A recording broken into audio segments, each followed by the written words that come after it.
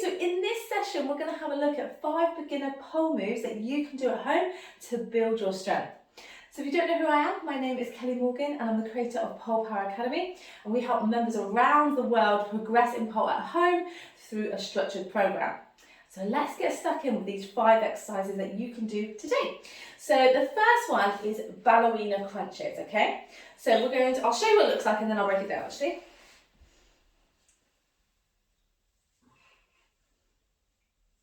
Okay, so this one is really good because it can help you create a good leg lock and condition that, and also develop your oblique strength, so your side tummy muscles. So making sure we can get this nailed as a complete beginner is going to help you throughout your whole journey. So stand side of the pole and press your inner arm onto the pole, and then have your heels directly under your hips. Okay, and you want to keep your feet this distance away from the pole to start with. Inside hand, so anything closest to the pole is your inside, anything furthest away is your outside. So inside hand at shoulder level, we're going to lean away, and then we're going to lift the inside leg, push the back of the knee into the pole, heel to butt. Try and get the knee in line with the hip, okay? Thrust the hips forward, so squeeze that booty, shoulder rolls back and chest is lifted. From here, you're going to actively work those hamstrings, so squeezing the heel closer to your butt, and then see if you can loosen your hand grip. This might be challenging enough, but if you can, we're going to extend the arm over the head as we lean away, and then we're going to crunch back up, tap the pole, and go straight back down. So see if you can do 5 each side, and then you can always build up. And of course, you're going to make sure that you do both sides, okay? We've got to keep even. So that's exercise number 1, is your ballerina crunches, okay? So exercise number 2 is working on your pull-up strength, okay? So we're really working the back muscles, and you need this so much in your pole journey. So this is what it looks like.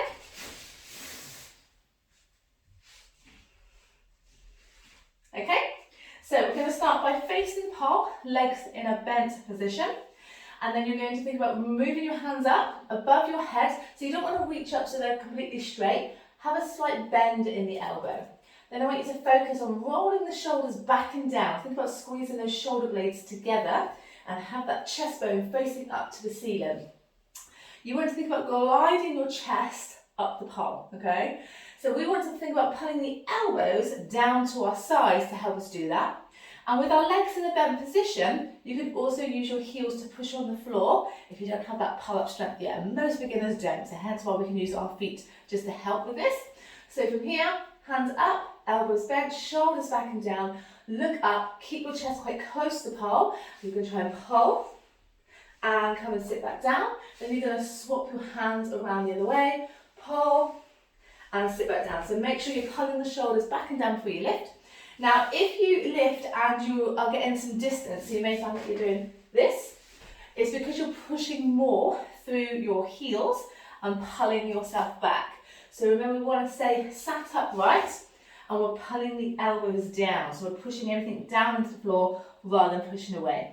Does that make sense? So again, if you want to come and join, you can come sit on the floor, move your hands up, shoulders back and down, look up, squeeze, push the feet down into the floor as you pull your elbows to your sides, and just swap your hands. Okay? So again, see if you can do like complete 5, and then you can always build up. So if that feels so good, see if you can do 7, see if you can do 10, okay? Keep building up. If you feel that it gets, the easier it gets, the less you should be pushing with your feet, okay? So eventually you won't need your feet at all, and you can just do a full pull-up, okay? So that is your second exercise. So exercise number 3 is your tucks. You'll hear me talk about tucks a lot, and it's something that I drill beginners from the very get-go because it's going to help you build up that strength to be able to get us upside down eventually, but we need to start now. So I'm going to show you what it looks like, and then I'll just talk you through it.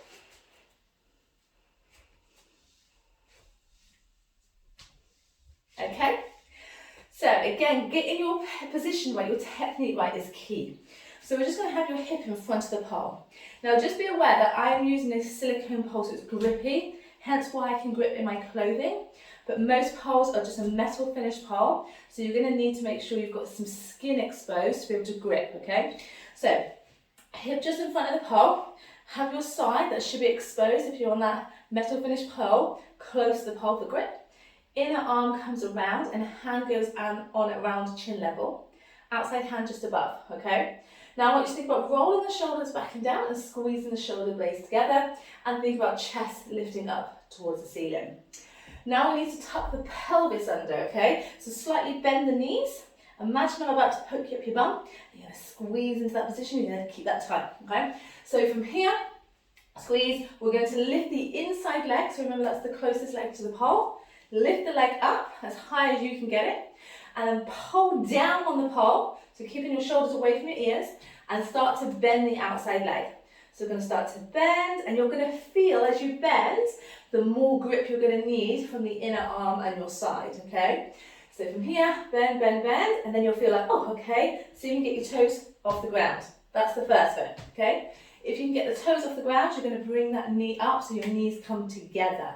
You're aiming to get your knees between your elbows. So from here, and then you can bring both legs down or one at a time. Just make sure you're landing as quietly as possible. Because if you land quietly, it means that you're slowing that movement down. It's going to build your strength more, okay? Again, see if you can do 3 each side, and then you can build up. You can do 5, you can do 7 each side, 10 each side, okay? So it gets a little bit harder each time. So that is exercise number 3. Exercise number 4 is like a reverse handstand. This is going to help build the shoulder strength up as well as core strength, okay? So we are going to, I'm going to show you what it looks like first and then I'll break it down.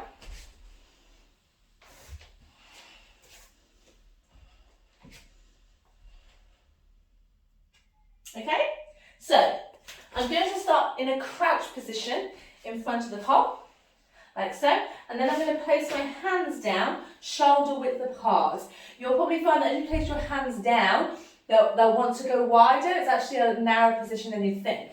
And you want your index fingers to face forwards. So you're going to place your hands down, index fingers face forwards, booty to the ceiling, walk your feet back, push your shoulders up towards your push your shoulders up towards your ears.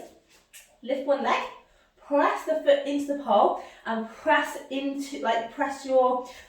palms into the floor to keep your chest closer. If you allow your shoulders to come over your wrists, you're not going to get up, okay? So from here, push down, push with the foot. See if you can get the other foot off the ground. If you can, straighten it up to find the pole. Then I want you to tuck the pelvis under, squeeze that booty, and squeeze the belly button towards your spine as you push the floor away. And see if you can hold for 3 seconds, build up to 5 seconds, 7 seconds, and a 10-second hold. Then bring your feet down, one at a time, and bring yourself up. Give your arms a shake, okay? So again, that one can be really scary if you're not used to being upside down. You might have not been upside down for years. You may have never been upside down. That's okay. So just see how you feel. Just the higher you get your feet, the easier you're going to feel it is to begin with. And then eventually you can bring your feet down so they're in line with your hip. We can get in this stacked position, but we can talk about that later. So this is just about building the confidence up about being upside down and also building that shoulder strength and core strength up. Does this make sense? Cool. So that's your 4th move. Last move, okay, for this session is your floor choppers. And this is about getting your hips up. So we had a look at your tucks. This is bringing your knees up. And then eventually when you get upside down, you're going to come in a straddle position, okay? So we're going to help get into that final position, train our body to understand what it needs to do on the floor. So I'm going to show you what it looks like.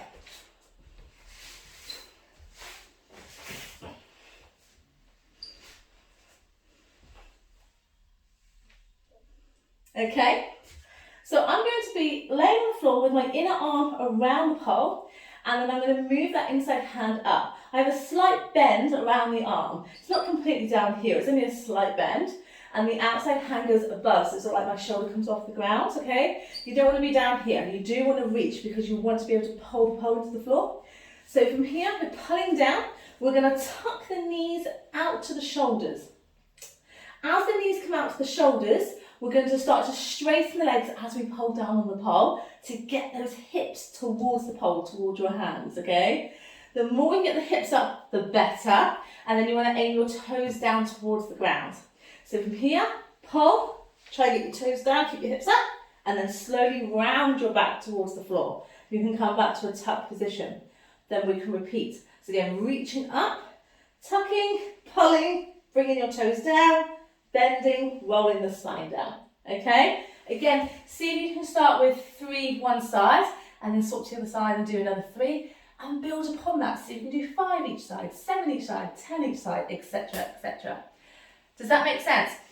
Try and do this, like do a round, okay? So let's say that's 1 round. See if you can do it for 3 rounds to complete 1 session. And then complete that 2 to 3 times a week. Won't take you very long at all, but you will see insane results quite quickly, okay? And you're gonna find that learning different tricks will become a lot easier, okay? So conditioning is key. But if we can help you in any other way, if you want to know more information about our structured program, just send us a message or have a look at our website, and hopefully you enjoy this. I'll see you soon. Bye.